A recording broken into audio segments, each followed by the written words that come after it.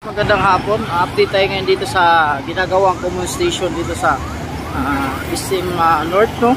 SM North Idsa. Kaya nakikita niyo yan, yung LRT1, no? Papunta ngayon bagong tinatayo na yan, yung papunta dun sa common station bago, ha? Kasi itong line na to, MRT na to ng line na to. Dito na didiretso yung MRT. Andun sa bagong ginagawa, yun yung didiretso niya ang LRT1, no? Papunta dito sa common station. Ayun, lalakad tayo papunta. Tingnan natin doon kung ano ng update. Yung common station, no, ng LRT1 tsaka MRT yan.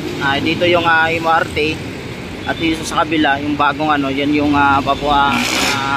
dyan ano yung sasampa yung LRT1. Dito yung MRT3. Ito yung LRT1.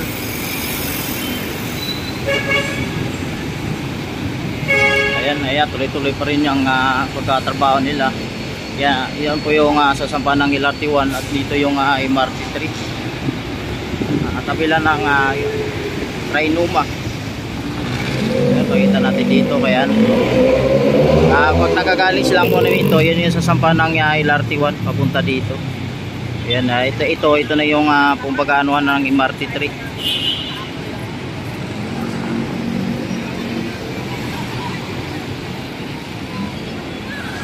MRT7 yung galing Fairview, Bulacan, no? Si MRT7 yung dadaan doon sa Commonwealth. Ito yung yan yung ano niya, ginagawa pa rin yung station niya, no, dito, no, sa North Idsa. Ito yung common terminal. Yan, nakikita ang building na yan, yung common terminal.